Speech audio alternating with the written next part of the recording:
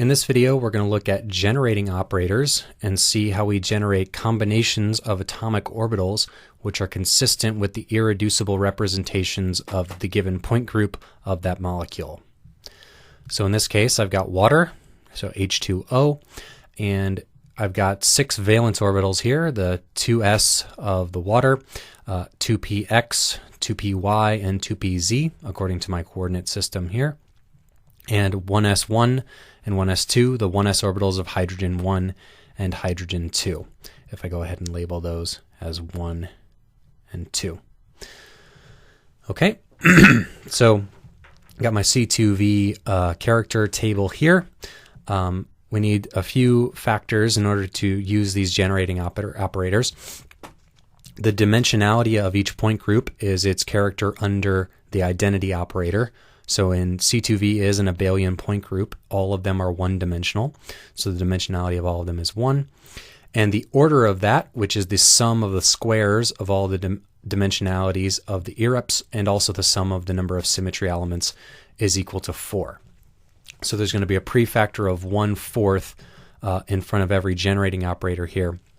And then what we do is we take a given orbital, we apply each symmetry operation to it, then multiply it by the character of that irrep, do that over all of the symmetry operations, and see what combinations of orbitals result. So that's called generating operators, and we'll demonstrate that now. Okay, in the previous video, we determined that the reducible representation of these 6 orbitals was equal to 6, 0, 4, 2, which we also determined was equal to 3a1 plus 2b1 plus b2. So we want to know, what are the 3a1 sets of orbitals, what are the 2b1 orbitals, and what is the b2 orbital? Okay, I mentioned what those were the previous video, but I did not prove it, so let's go ahead and demonstrate that now. So for example, we can take the A1 reducible representation, or the A1 irreducible representation, and apply it to the 2s orbital. So that's going to be A1 is one-dimensional, divided by order 4 of the C2V point group. Now for each operation, applying e to 2s results in 2s. The character of e for A1 is 1. So I have 1 times 2s, plus it's also 1 under C2. It doesn't change under C2. Times 1 under sigma v. It doesn't change under sigma v. Plus 1 under sigma v prime, and it doesn't change under sigma v prime. Equals 4 over 4 times 2s, which is equal to 2s.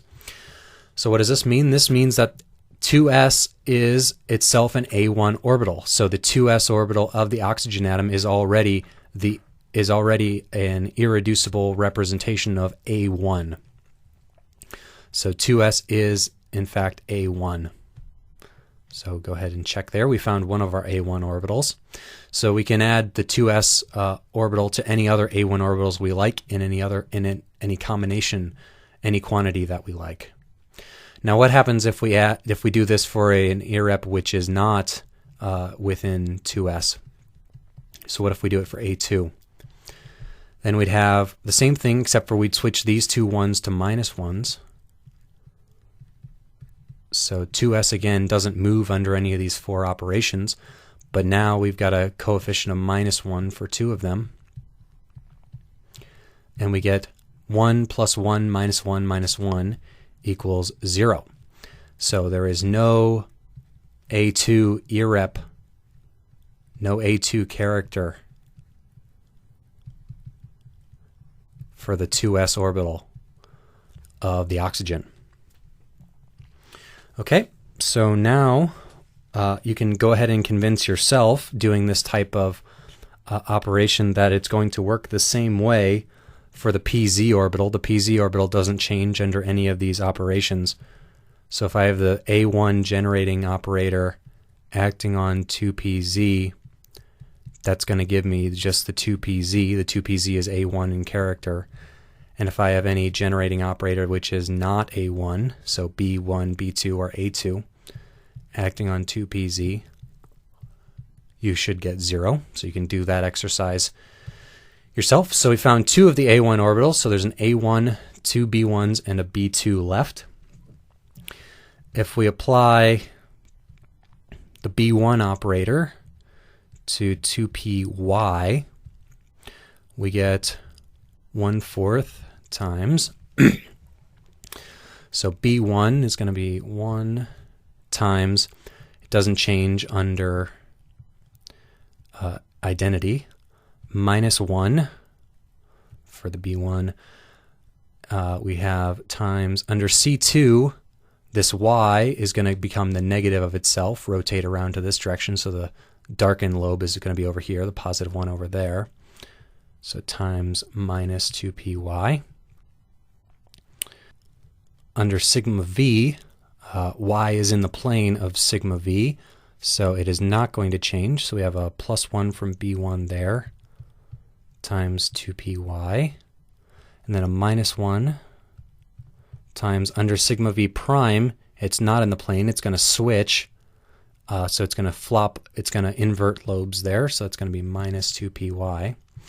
So we're going to have 1 times 1 minus 1 times minus 1 gives us a 1, plus 1 times 1 is a 1, minus 1 times minus 1 is a 1, so we get 1 plus 1 plus 1 plus 1 is 4 over 4 is 1, so we get the 2py back.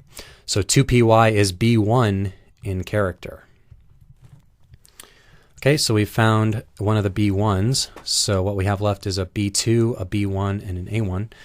You can convince yourself that if you operate with B2 on 2px, you'll get the 2px. So the 2px is indeed the B2 orbital. So now if you could say that we only have an A1 and a B1 left. Also, if you wanted to do the irreducible representation just of the 2 hydrogen orbitals, we could do that as well. We can do it that way, even though we know there's only an A1 and a B1 left, but we'll convince ourselves that doing it this way gets the right answer as well. So under E, the 2 of them are the same. Under C2, they switch places, so the trace is 0. Under sigma V, they're both in the plane, so they both stay. Under sigma V prime, they both trade places. There's no trace there. So you can convince yourself in not too long a time that this reducible representation reduces out to A1 plus B1. It's 1 plus 2 is 2, 1 minus 1 is 0, 1 plus 1 is 2, 1 minus 1 is 0. So that's that irreducible representation there. So yeah, it's A1 plus B1. So we take one of these orbitals, for example, we can take A1 and apply it to 1s1. And then we have the 1/4 times, for A1, these are all going to be 1s. So we have 1 times stays itself under E, plus 1 times under C2, 1s1 becomes 1s2, plus under sigma V, it stays itself, so it's 1 times 1s1, plus 1 times under sigma V prime, they switch, so 1s1 becomes 1s2, equals, so we end up getting 2 1s1s plus 2 1s2s divided by 4 gives us 1/2 1s1 plus 1s2 is an A1 orbital.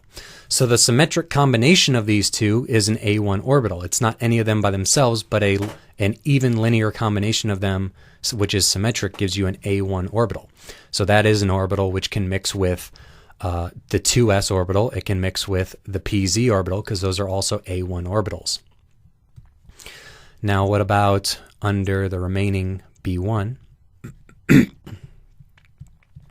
You can also convince yourself if you apply A2 or B2 to these, then you'll get 0. But we're just going to go ahead and do the B1 as well. So we're going to have B1 is 1 times 1s1 under identity, minus 1 times under C2, 1s1 becomes 1s2, rotates around, plus 1 times under sigma v, it stays itself, 1s1, minus 1 times under sigma v prime, 1s1 becomes 1s2, which is going to equal 1 plus 1 for 1s1, minus 1 is minus 2 for 1s2, divided by 4 is going to be 1/2 1s1 minus 1s2, and that is B1 in character. So the symmetric combination of these two is A1. The antisymmetric combination of the 1s orbitals is B1. So these can mix with another B1 orbital, and the other B1 orbital that we found was the 2py. So the 2py can mix with the 1s, the antisymmetric combination, whereas the 2s and the 2pz can mix with the symmetric combination. So that's how we go from the reducible representation to we have an irreducible representation, and we can use generating operators to figure out what these orbitals actually are that compose this irreducible representation.